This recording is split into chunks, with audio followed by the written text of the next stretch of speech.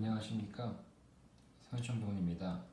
지금 우리는 계속해서 발목에 대해서 알아보고 있습니다. 이번 시간에는 발목의 만성 발목인대 파열의 수술에 대해서 알아보도록 하겠습니다. 먼저 진단입니다. 만성 발목인대 파열을 어떻게 정의를 하는지, 진단하는지 보면요, 급성염자 이후 지속되는 만성 불안정성이라고 이야기합니다. 증상은 두 가지로 나타나는데요. 첫 번째는 계속 발목을 삐는 거죠. 반복되는 급성염자, 계속적으로 삐는 것을 1번이라 하고요. 두 번째죠, 방향 전환 시에 힘이 빠지는 증상.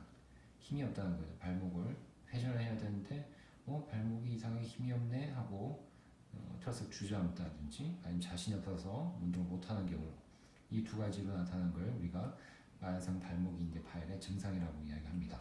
검사는 급성기랑 비슷하죠. 하지만 스트레스 엑스레이를 좀 더 쉽게 찍어볼 수 있겠죠. 통증이 많이 없기 때문에. 그 외에도 MRI가 정확하게 되고, 이외에 초음파, CT, 골 주사 검사까지 할 수 있겠습니다. 만성 발목인대 파열 역시 보온도 치료를 해보는 것도 괜찮죠.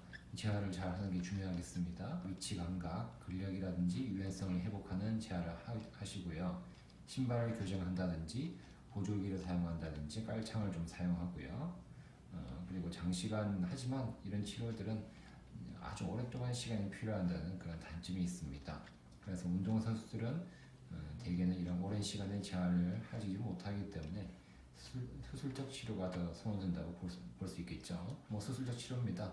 관절의 병변이 의심될 때는 관절병 수술을 같이 해주는 것이 좋다고 합니다.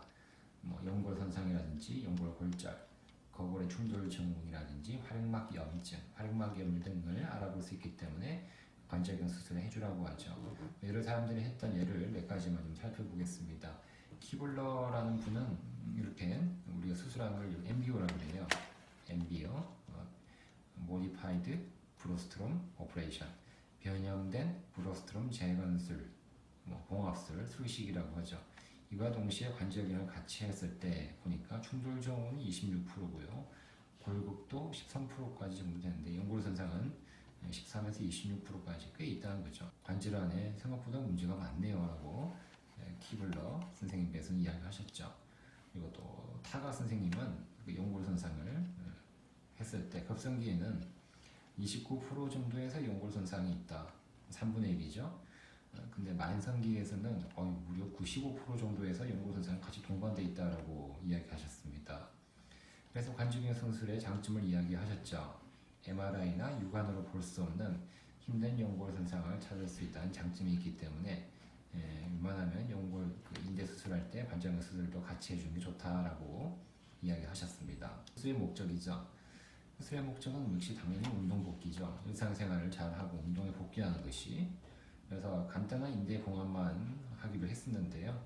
요즘에는 그렇게 간단한 인대 봉합만 하지 않고 주변 조직을 이용해서 봉합을 같이 해주고 있습니다. 그래서 재활을 중요합니다. 인대 봉합이나 재건을 한 이후에 발목이 잘 안 움직여지는 경우가 꽤 많이 생기죠. 그래서 족관절 및 거울어 관절의 움직임에 제한이 오지 않도록 재활을 열심히 하셔야 되겠습니다. 그래야 제한이 없이 운동 복귀가 되겠죠. 수술 방법은 크게 두 가지인데요. 먼저 간단하게만 알아보겠습니다. 어떤 건지만 잠깐 알아보면요. 해부학적 방법과 그리고 걷는 고정술의 방법, 재건술이라고 하는데요. 이런 두 가지 방법이 있습니다. 해부학적 방법, 걷는 고정술, 재건술. 해부학적 방법은 몇 가지가 있는데요. 보통 이걸 많이 하죠. MBO, 아까 제가 설명드렸던 Modified Brostrom Operation, 변형된 브로스트롬 수식이라고 그러죠. 그래서 많이 했고요. 이후에 많은 술자들에서 변형이 많이 됩니다. 최근에도 그런 앵커를 박는 방법부터 시작해서 녹는 앵커, 안 녹는 앵커, 먹지 않는 실을 이용한 방법들 등까지, 부목으로 사용하는 방법까지 등 여러 가지가 있죠. 그래도 다른 것도 있습니다. 비골건, 본인의 힘줄을 이용해서 뼈에 구멍을 뚫는 그런 재건에 가깝죠. 이런 종비인대랑 정거비인대를 재건해주는 방법, 족저건, 플란타리스라는데 이걸 사용해서 하는 방법도 있는데 이거는 좋긴 하지만 비골근의 손상을 막는 방법입니다. 하지만 이거 추가적인 절제를 좀 해야 되고요. 그리고 족저근이 선천적으로 없는 경우가 7에서 10%가 있는데요. 실컷 절개를 했는데 없는 경우가 있기 때문에 이것도 좀 그렇죠. 그때 비골근을 사용하는 건 좀 그렇게 좋지는 않아요. 특히나 발목을 많이 사용하는 운동선수, 특히 무용선수 같은 경우에는 비골근이 중요한데요. 이걸 또 떼버리게 되면 또 근력의 약함과 불안 증상이 생기기 때문에 잘 안 하죠. 결국 남는 건 이거죠. MBO를 많이 하게 된다는 거죠.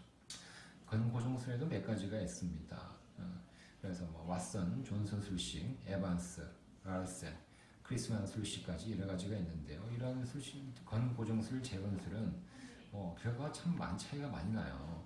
거울과 불안정성 정도에 따라, 교정의 정도에 따라 다양한 차이가 나타나서 불안정성이 보호하기로 20에서 90%까지 왓슨 방법은 있고요. 에반스는 뭐 20에서 30%, 33%다.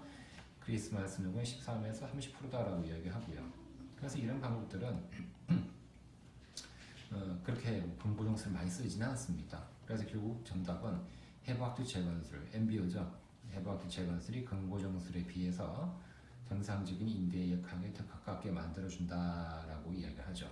그래서 근고정술도 있고 해부학적 방법인데 결국 다른 것들은 많이 쓰지는 않고요. 그래서 결국 치료하는 건 역시 남아있는 건 MBO, 변형된 브로스트링 수식이라고 이야기합니다. 그래서 오늘은 이렇게 수술 방법의 크게 두 가지까지 알아봤고요. 오늘도 동영상 듣고요. 보시고 많은 발목 인대에 대해서 도움이 됐기 바랍니다. 감사합니다.